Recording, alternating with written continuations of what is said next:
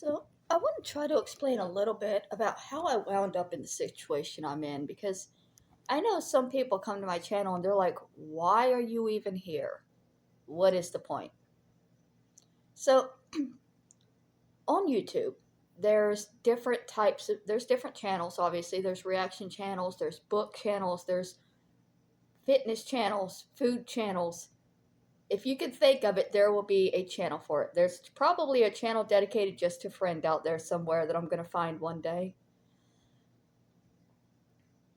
One type of channel you can have is a real life blog. So, one of the problems is that people have taken the real life videos and they've taken them for themselves. And they've just twisted them into something that they're not. So, I've lived a life that most people have not lived, which is why I started talking about it, because most people, they grow up in the nice house with the mom and dad or brother and sister, a little dog running around, graduate high school. Maybe they were the bully in school, so they don't understand the viewpoint of the people that were being bullied. That's most people's experience. It wasn't my experience. I was born in a car. My mom was heavily drugged at the time, and the reason I was born in a car was because my father was abusive and had told her that if she came home, or sorry, if she went to the hospital, he would kill her because he didn't want to pay a hospital bill and he didn't want another baby. They were just going to kind of see what happens, the way they did back in the 30s when you had the baby at home, and if it lived, you told the government. But if it happened to just not exist, nobody would care. Luckily, my mom went in labor around other people and they forced her to try to go to a hospital, which they didn't make it. She took a bunch of pills to numb the pain that she told them was from a beating the night before. And she had me in a car.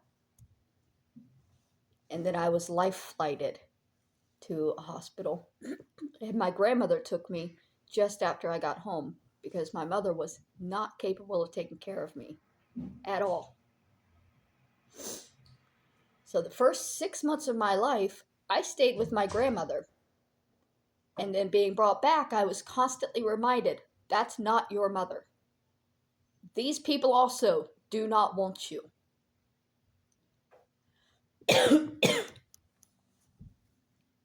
Part of the problem with me talking about my life here is that my abusive family is also here on YouTube, and they don't want me talking about my life.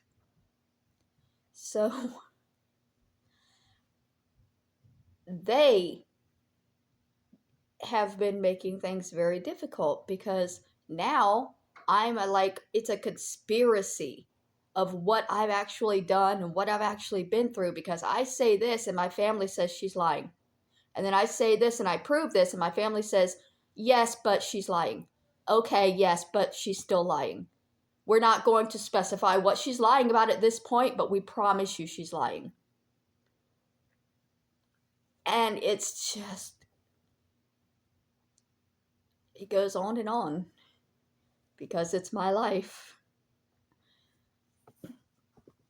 The YouTubers harassing, terrorizing, documenting me, they're not doing their jobs right. I'm doing my job. I'm documenting my life, the ups and downs. They are supposedly documentarians of LOL cows. They're only supposed to document what we do. I've been shuffled into the LOL cow pen. Ha ha ha. But you're only supposed to profit off of one of those cows if they are moving on their own. You're not supposed to be putting your hand out with food, luring them over to you to get the profit. That's what these channels are doing. There are channels like Atozy and Marky who they will comment on channels like me, on LOL Cows, but they're only commenting and documenting. They're not doing anything to cause their channel, their followers, to contact these people to get more content for them. Adonis Paul, Original Owl, Daywave, these channels target people specifically and go after them and intimidate and terrorize until they get the response and the content that they're looking. They're not coming to my channel looking for content. They don't like my content, and instead of going someplace to watch like Johnny Somali, which is what they want, they decide to try to turn me into Johnny Somali. If they poke me enough, if they prod me enough, if they tell me enough to do this thing or do that thing and force me and push me and possibly pay me, I'll just do stuff. And they're mad because I don't. I just keep documenting what their pressure is doing to my life. Because it is fucking me up. I'm gonna be honest. The pressure of the public trying to make you something that you are absolutely not because it's what they want to see is life fucking. It's mind fucking.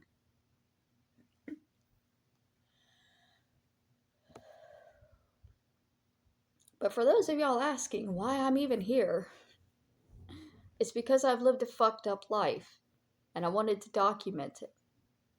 Not just the bad childhood. After the bad childhood, which included 18 years of abuse and a brother handicapped by his own father, after that, I was in a bad marriage.